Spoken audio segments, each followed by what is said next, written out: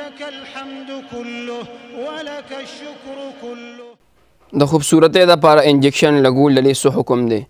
انجکشن لګولو سره اگر چې آرټیفیشل تا ته به ښایست خوبصورتي میلو شي لیکن دایمي دا خوبصورتي نه ده. که ډېر ضرورت وي تا ته خپل مخ بناوټ د خوبصورتۍ نو دوه څیزونه دي، د زیتونو تیل او دویم د بادام تیل روغن چې ورته ویلي، دغه دواړه راواخله او میکس یې که، سهار هم ترې لګوه او ماښام کې هم ترې لګوه، انشاءالله الله به تا ته قدرتي ښایست او زینت هغه در نصیب کړي.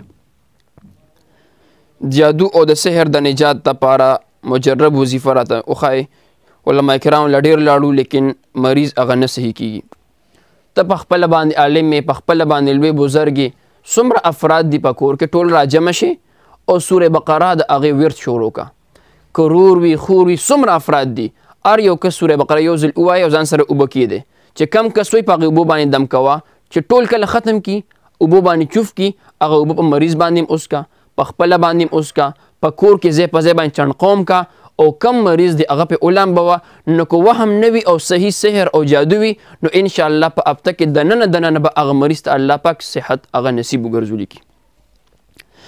زنانه چونکې اوږدې وظیفې نشي کولی، د هغې دپاره د پریشانۍ ختمولو لپاره څه اسانه وظیفه هغه وښایي موږ ته.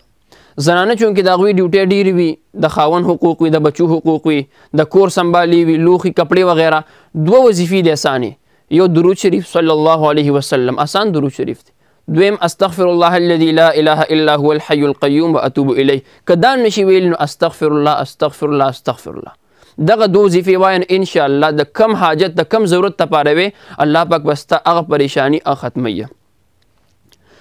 په مخ باندې چې کم داغ د بېداني وغیره وي دې ختمولو لپاره څه علاج وښایي نو قدرتي نسخه چې کومه زیتون او بادام دغه کوه او علما کرام وظیفه خولې د اللهم جملني وادم جمالي، د الله پاک نوم هم دی یا جمیلو یا جمیلو یا جمیلو اللهم جملني وادم جمالي.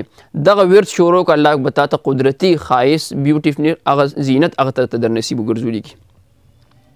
د ماښام نه پس سر ګمنځول دا څنګه دي؟ ماښام نه هر ټایم کې جایز دی، که ماښام وي که هر څه وي. او بل د زنانه لپاره دا لازم دی چې خپل خاوند ته هغه ځان ښایسته کړي او په دغې باندې چې یو زنانه ځان په دې ښایسته کړي زه خپل خاوند ته ښایسته ښکاره شم نو دغې زنانه په دې کار په دې عمل باندې الټه ثواب وشو، الله پاک دغه زینت د زنانه دا په عبادت باندې بدلوي. په ګومنځ کې چې کم ویښته د سر نه پاتې شي د دې څه حکم دی سره به څه کوو؟ نو چې کم ویښته پاتې شي په ګومنځ کې نو بهترینه طریقه دا انسان عضو ده، یو حصه د انسان د جسم راواله او دفن یې که، ځکه چې شریران دشمنان هغه هم دغه ویښته رالي او په دغې باندې په انسان باندې جادو سحر هغه کوي.